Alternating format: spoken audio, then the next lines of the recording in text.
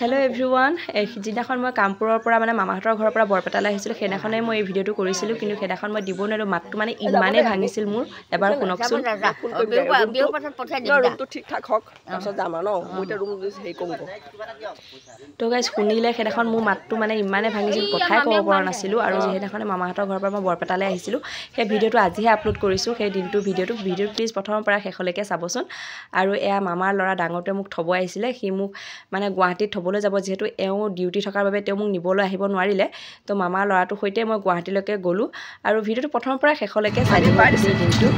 finally আমি আহি কামপুৰ আমাৰ ষ্টেচন পাই গ'লোহি আৰু ইয়াতে এতিয়া বহি আছোঁ ভাইটিয়ে ট্ৰেইন টিকেট কাটিব গৈছে আৰু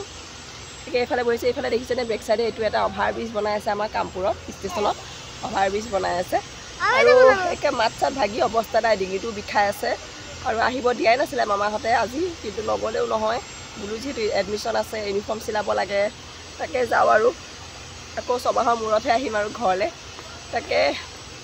গৈ থাকোঁ আৰু ভাইটিয়ে টিকেট কাটিব গৈছে আহি পাবহি আৰু অঁ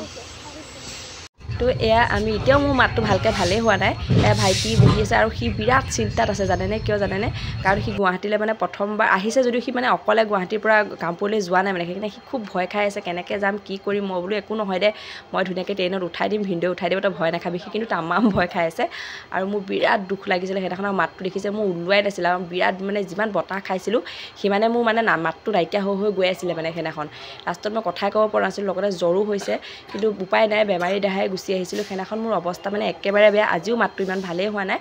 তো মনটো বেয়া লাগিছে আইতা মামীও খুব কান্দিছিলে মই যিদিনাখন এৰি থৈ আহিছিলোঁ খুব কান্দিছিলে বহুত বেয়া লাগিছে আৰু